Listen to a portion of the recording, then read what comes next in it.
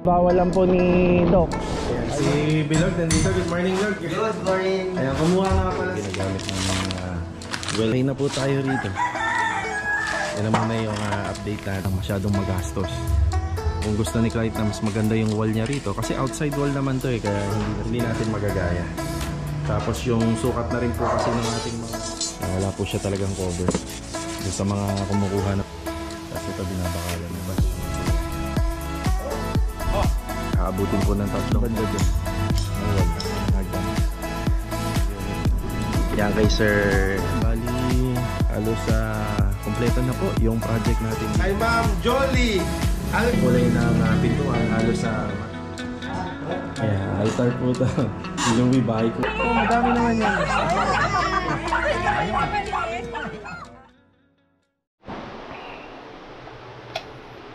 Karos, good morning po. Kamusta po tayong lahat?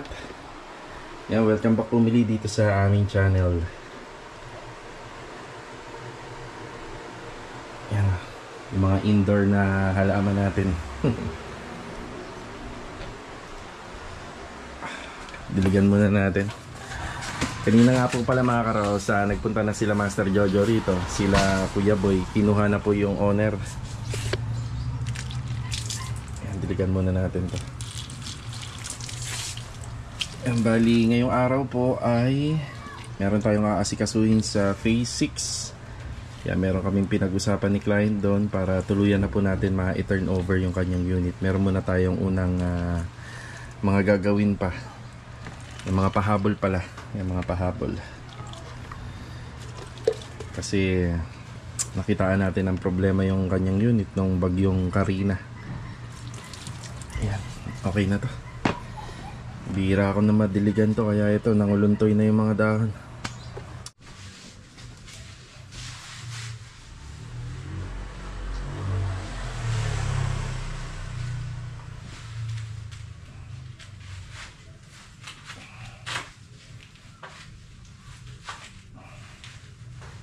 Ayan mga karos, good morning. Good morning sa aming mga client owner.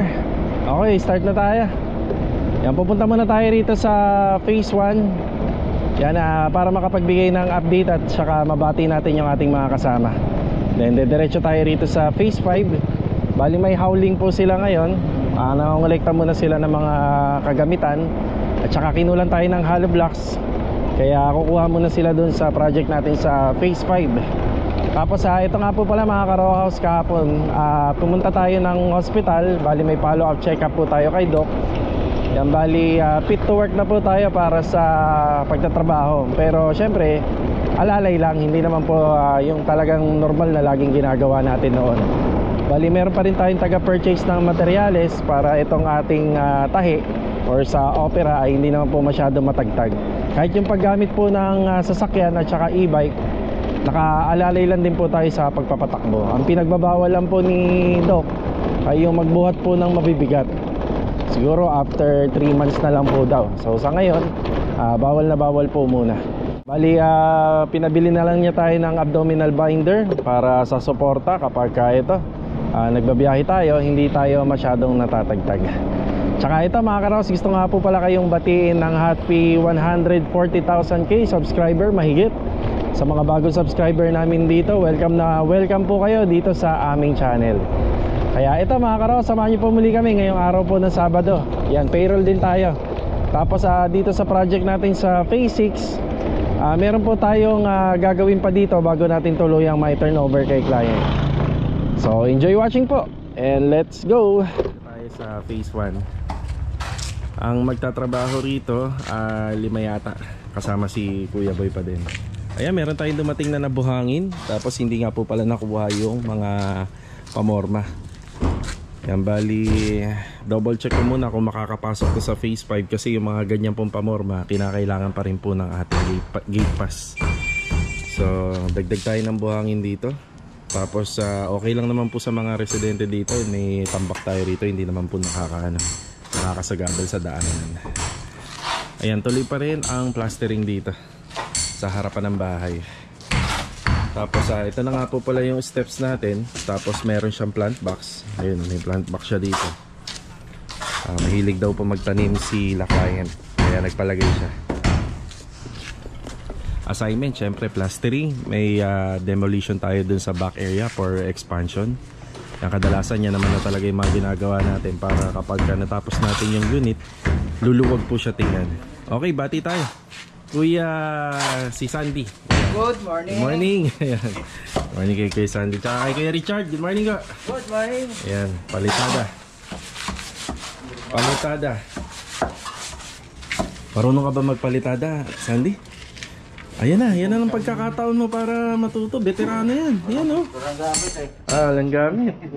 Kulang pa. Oo, marami kang matututunan dyan kay Kuya Richard. Ayan. Huwag lang mangutang, no? Ako, huwag niyang tuturuan mangutang to. Masisira ang buhay nito ni Sandy. Ayan, si Bilog nandito. Good morning, Log. Good morning. Ayan, kumuha nga pala sila Kuya Boy ng karagdagang pang hollow blocks dito. Meron tayong sobra doon sa phase 5. Yan, dadali na yun papunta dito. Yan, sinobrahan na natin yung materialis doon. Labor materials naman po yung kontrata natin doon. Kaya atin yung materialis doon. So sinobrahan na natin doon kasi may mga kasunod pa naman tayong project. Ito, bali yung existing na kitchen counter, tatanggalin na rin po ito, puputulin na rin po yung mga linya dyan. Tapos yung magiging linya yan papatayin na dahil ililipat po yung ating lababo dito sa likod. Bali pa L-type po siya. Tapos i-demolish na po ito. Yan, isa sa mga naka-schedule niya yung araw, yung palit gutter ba tayo lang? Ngayong araw yan? O yan, naka-schedule niya yung araw, palit gutter dun sa second floor. Bali kinuha na rin nila yung ating heavy duty na chipping gun. So ito minamano-mano muna ni Bilog. Sa second floor.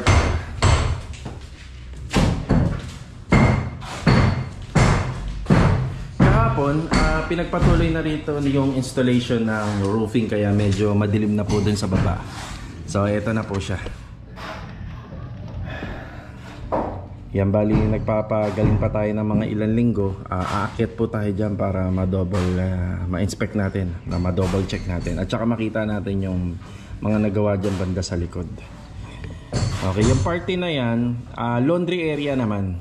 Yun ang kagandahan. Yung party na yan, laundry area, yung pinagawa po ni client dyan. Tapos andito yung kanyang kitchen.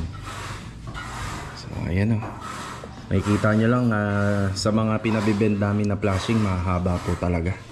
Gusto namin, nasasakop pa namin yung isang kanal ng ating long span para sigurado. Kaya medyo mahaba siya pati dito. Tapos yung nito, yung pader dito, grinder po yan kasi gawa lang po to sa hollow blocks. Tapos itong flashing natin sa may wall area, may nakatupi siya na 1 cm. Tapos nakapasok po dito sa pader. Yan. Okay, ito muna yung assignment natin dito. Magde-demolish tayo. Tuloy pa rin ang plastering.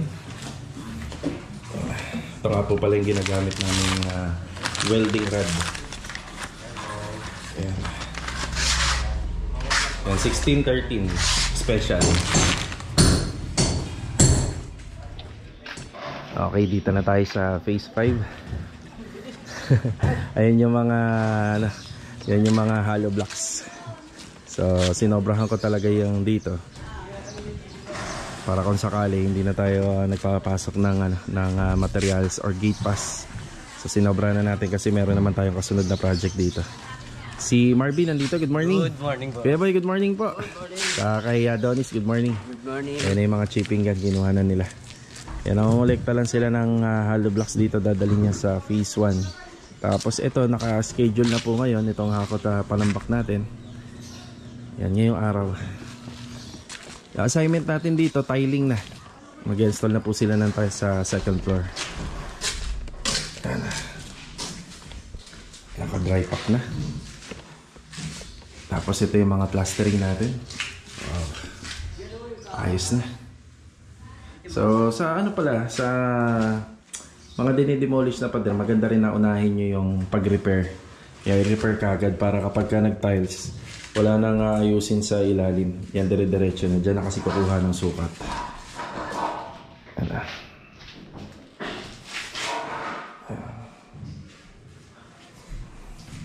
Pati rito. Ayusin na lang ba.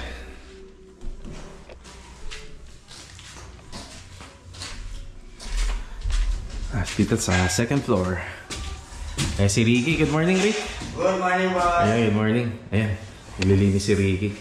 Yung importante to sa pag-install ng tiles, kailangan na malinis na yan. Hawak niya na yung blower. Pag-open ka na lang ng bintana, ayan, sakto. Okay. Dadalhin din yan doon, ano? Doon? Yung sa Makisami. Tama. Yung kaya? Yung ladder. Dalhin niya na rin yan. Oo. Sa likod eh. Para kung sakaling kailangan na lang dito, at least doon lang kukunin. Oo.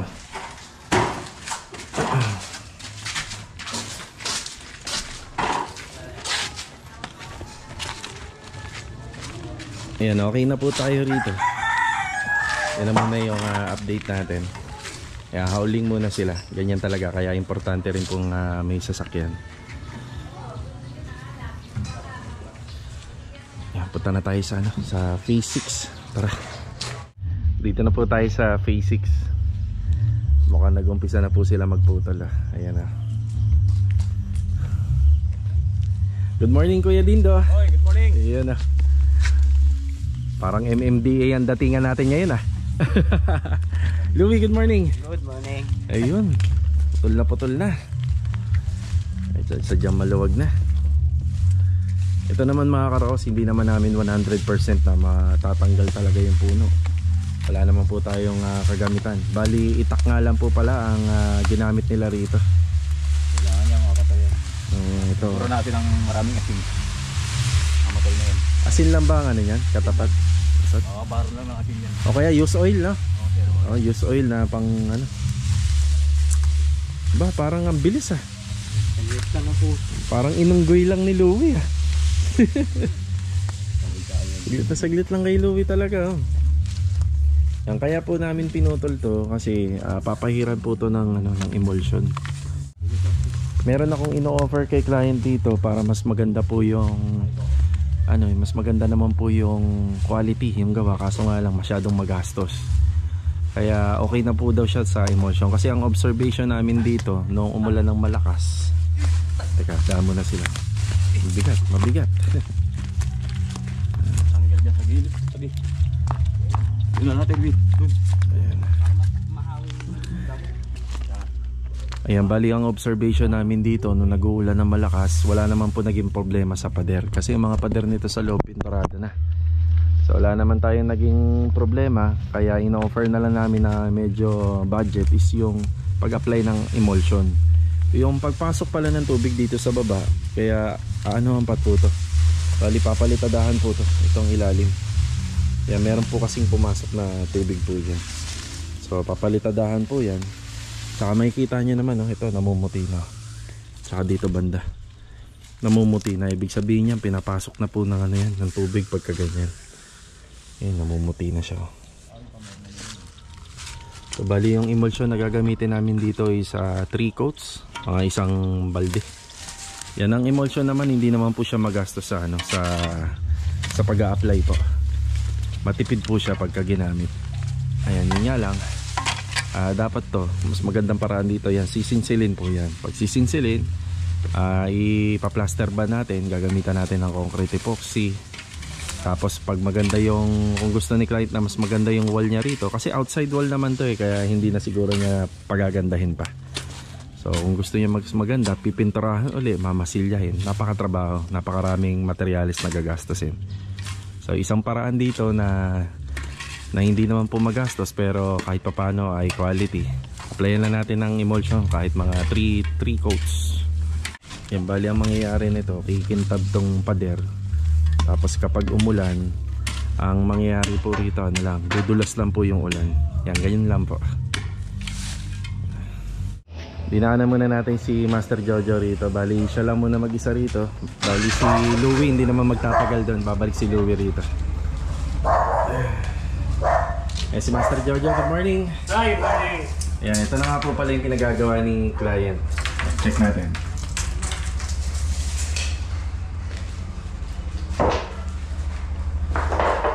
Ayan yung ating TV console dito. Bali, ang sukat ng length nito, Jo? 176. Yeah, 176. Pero according dun sa pinakita ni client sa akin na drawing or yung pinaka-reference natin, baka aabot pa yun hanggang bintana. Kaso nga lang, yung area kasi na yan, dyan po yung pinaka magiging dining table niya. Kaya sabi ko nga dun sa kanya, hindi naman po natin yan actually magagaya. Pero yung design, makukuha natin. Pero yung mismong sukat, hindi natin magagaya.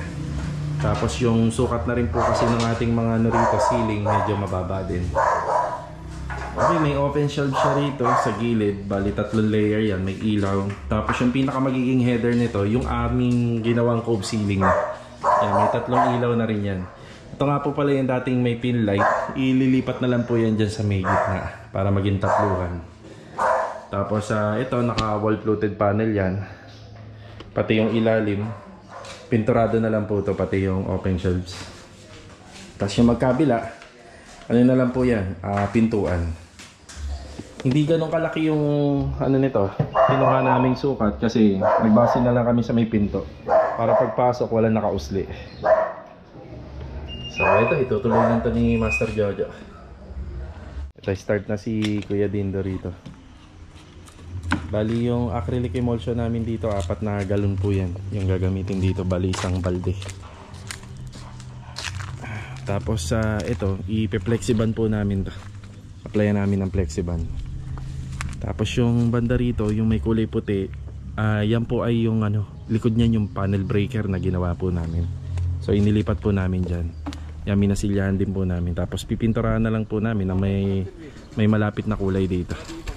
Bali, ang unang inaasikaso namin dito, nakita nyo yung sa pinaka manhole nito. Yan, wala po siya talagang cover. Doon sa mga kumukuha ng bahay dito sa Athena, so wala pa siyang cover talaga. So gagawa na lang namin ng paraan kung ano yung kakayanin namin gawin dito.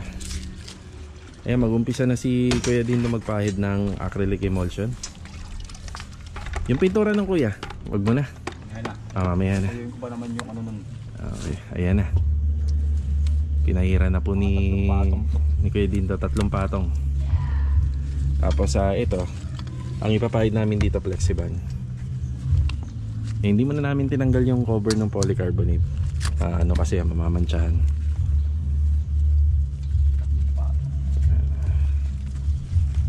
Magkakaroon ng ano to, ng gloss finish. Yung kikintab. Kaya kapag tuwing uulan, i-slide lang yung tubig. Ulitin ko, wala nga po talagang ano yan. Wala naman po siyang problema.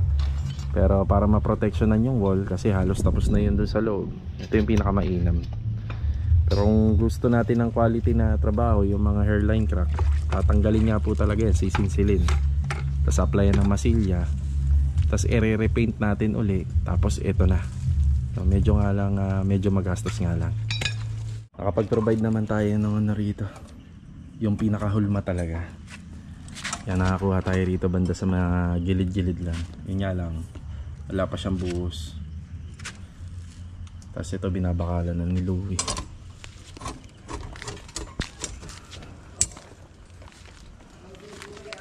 Yan, tinutuloy lang ni Kuya Dindo to. Yan, ganyan lang po siya kalabnaw.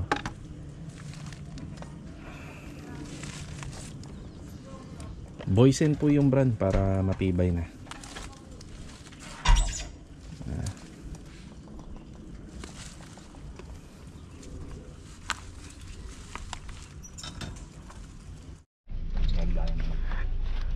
Kuya, ang haba niyan. Umabot ba sa taas? Abot to eh. May tututong. Kung tutungtong ka rito. Abot na to. Ayan o. Oo nga do. Hindi na sumampa ng ano. Di bali yung pinakataas wala namang bitak yun eh. Ito talaga yung mga dugtungan. Itong gitna, normal na nangyayari to sa building ng ginagawa ng Lumina dito sa 2nd floor. Kasi dugtungan na yan eh. Tungan yan. Oo. Kasi yung panel naman wala namang ganyang kalaking buong panel. Bali dugtong na. Kaya minsan nangyayari talaga yung bitak na yan. Kahit gawa po siya sa buhos. Oh, napakahaba. Oh. Ba't hanggang taas Yan na po yung resulta. Bali ano pa lang yan, first coating pa lang naman po yan. Aabutin po ng 3 coating po to. Maganda naman po yung panahon, tapos hindi naman po nakatutok yung araw dito, kaya yung quality po ng pinapahid namin may curing time, so hindi siya mabibigla. Kasi kapag nakatutok sa araw, biglaan po yung pagkatuyo niya, may tendency yung emulsion natin magbitakan, mag-crack. Tama na kuya na. So ayun. Masyado mainit. Kaya sakto lang to. Sakto lang yung timing namin, yung schedule namin dito. Tsaka importante hindi umuulan. Kaya iniwasan muna ni kuya yung ano. Pipinturahan pa po namin yan. Thank you nga pala kay Sir Lester, yung kapitbahay nila ma'am, nagbigay ng cake oh. Pagkakain lang po ako dito. Si Kuya Rigor nga po pala, kaya nandito meron lang akong konting pinare-retouch sa loob sa mga gawa niya. Yan, galing po kay Sir Lester yung, yung cake. Kain na muna kuya, baka mamaya langawin yung cake. Goldilocks to, sarap eh. Oo, Goldilocks. Kumuha na ako. Kailan mo na. Meron pang konting sinisingsil si Louie rito para bahagyang may lapat namin yung pinaka magiging clean out niya. Si Kuya Rigor muna yung pamalit dito para sa pagpipintura. May kinuha lang si Kuya Dindong pintura para rito, para mapinturahan natin. Dadamay na rin po namin yung banda dun na wall. So yan po yung pinaka dining area. Kasama na rin po siya. Yan, halos malapit na matapos yung first coating natin.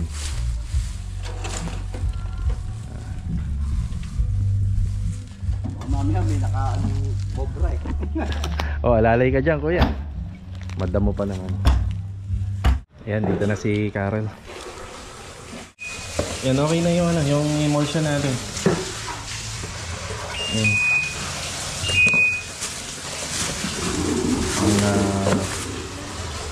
Pandagdag natin dito kasi 3 coats ang gagawin po natin dito. Ano na po siya, tapos na yung first coating. Aabutin na lang po yung sa pinakadulo. Nakabalik na ulit si Kuya Dindo. Ayan ako. Ay, pumasok nito. Yan, pipinturahan na niyan. Baliktad Baliktad kuya, dito sa kabila. Dito sa kabila kuya. Baliktad. Ito sa kabila. Baliktad dyan. Oo, malito. Yan.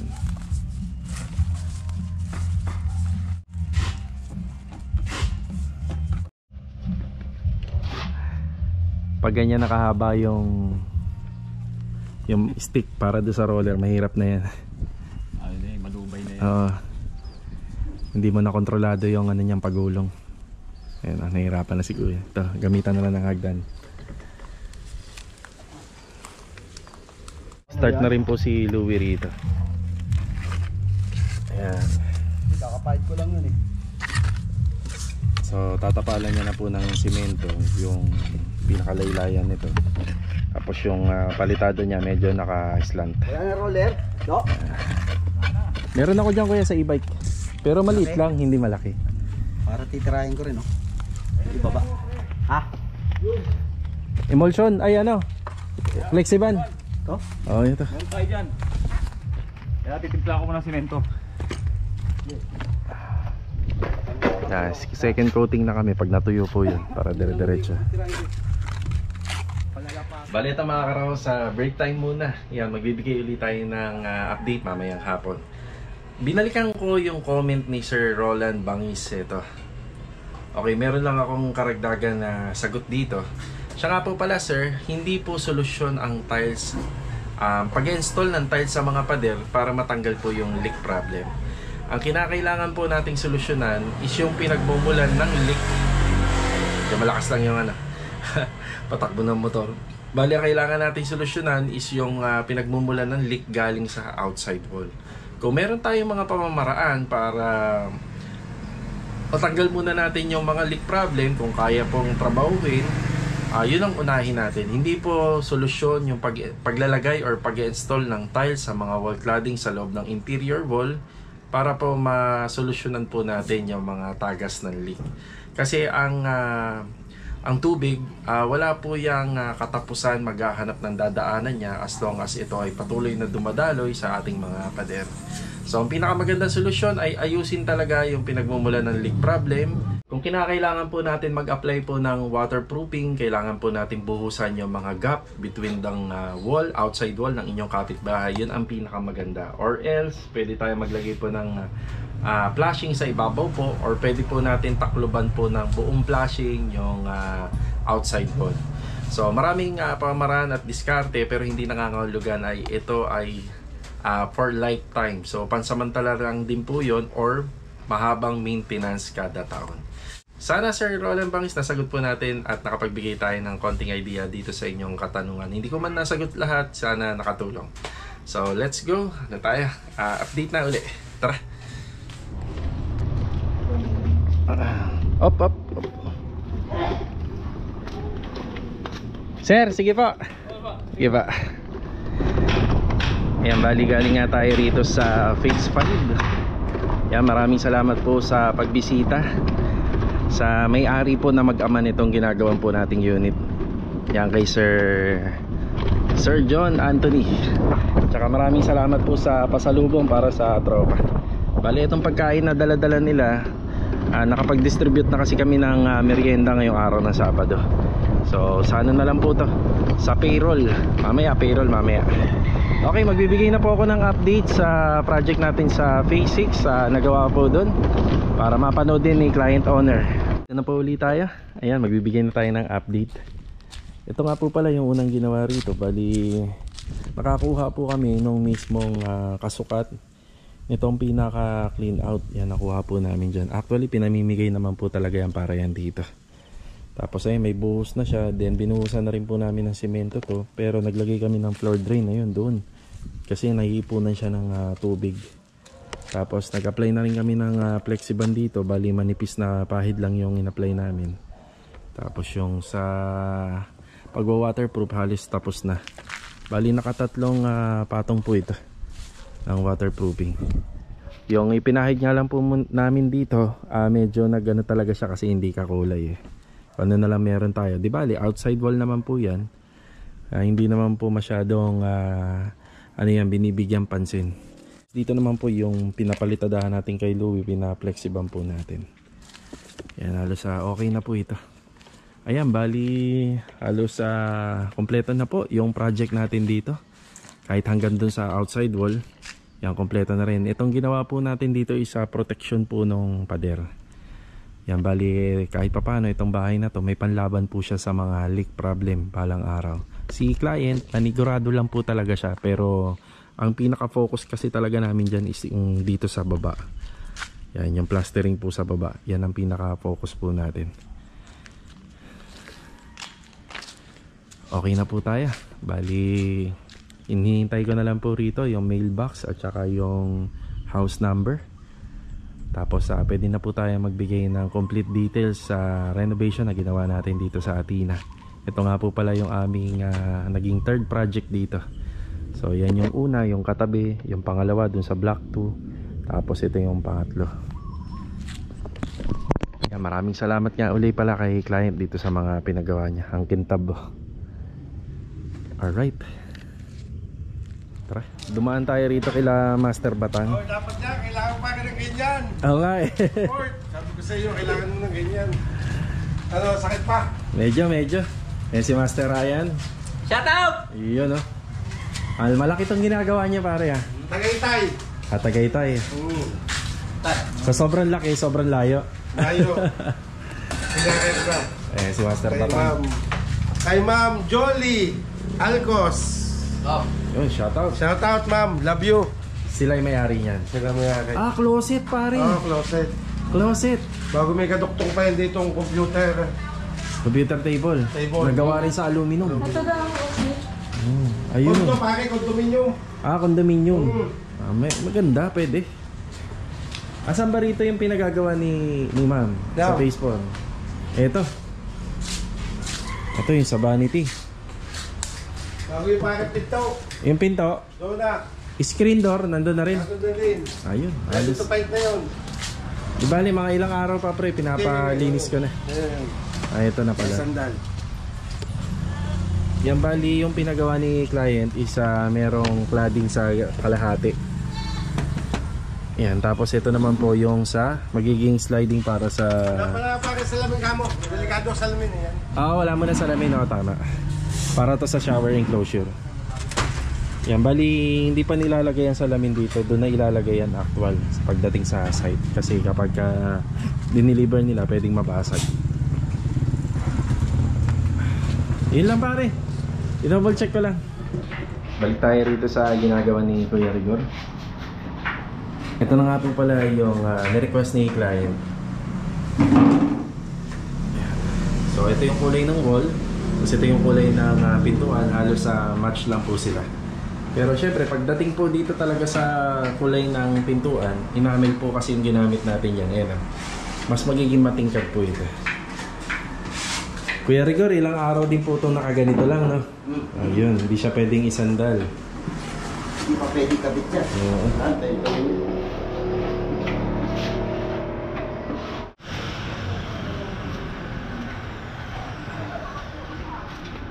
Nakabalik na rin sila Louie rito. Piha. Yun, no? Ayan, ang ating TV console. Tapos meron po siyang pintuan dito. Bali yung pintuan na ginawa rito, dalawahan na lang. Kasi masyado na po siyang malaki. Ayun, dalawahan na lang po ito. Yan, kapag binuksan kasi masyadong malaki. Tapos may pailaw po tayo rito. Yung ginamit namin dito puro tricolor po yan. Tapos yung ginawa naman natin storage dito sa staircase below, isang metro lang po.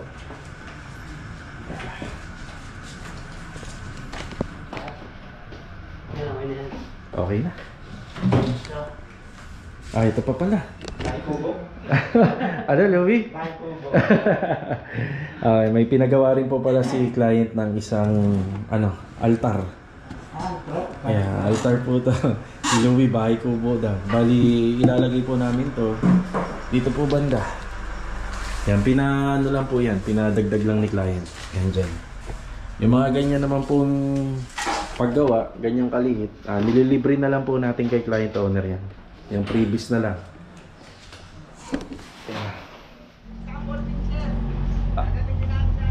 Sige. Ayan, nandito tayo sa phase 1. Yung project natin dito. So isasama ko po yung pagbibigay din ng update. Yan, bali kinuha na po nila yung sasakyan, yung owner. Tapos kinuha na po nila yung mga pamorma po rito. Ihahatid na po nila yung sa phase 5. Ito po yung sample ng tiles. Bali, ayan, nakapagkabit na sila ng isang layer sa poste. Yan po yung design natin. Tapos yung nga po pala nito, yung magiging disenyo ng pinaka fence grill sa tsaka gate. Meron po siyang halong kakulay po nito. Kabangan na lang natin. Yan, naglilinis na lang po rito si Kuya Sandy. Ayan. Saka si Kuya Richard dito. May papalitada na lang yung mga tirang halo. Siguro to, may mga natirang halo. Kasi hindi naman pinapalitadahan kagad yan eh. Ayan, may sobra siyang halo. Ayan, pwede naman pagka ganun i-apply, wag natin itapon, sayang eh. So ito, para wide expansion, tinanggal na po natin yan. Tapos nagdagdag na po tayo rito. Ang purpose po nito, kung ba't nagdagdag tayo rito, yung banggaan po kasi ng balang araw, magpagawa si client ng sliding dito, sliding door, kasi pwede niyang gawing private to, itong area na to. At least nasa eskwela, so may pagbabanggaan. So kaya pinagawa natin ta. Tapos sa kitchen counter, bali hindi po cooktop yung gagamitin dito, kaya wala na tayo makikita ang butas. So mag-abang na lang po kami ng butas para sa hose ng ating tangke. Bali ordinary stove na lang. Yan, bubuhusan na lang po nyo na ito. O, diba?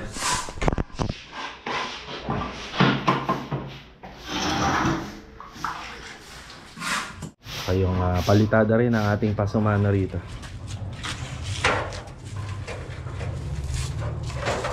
Okay. Okay na po ang lahat. Ayos.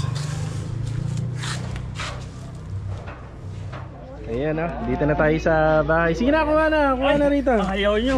Masarap yan, all American yan. Saan? Kumukuha mo. May kumukuha oh. Sige. Oh, madami naman yan. Maliit. Diba? Maraming salamat kay Sir John Anthony Linay at saka kay sa papa niya. Yan, pasalubong para sa tropa. Kuha rito, dito, kuha. Sige, kuha. Yan o.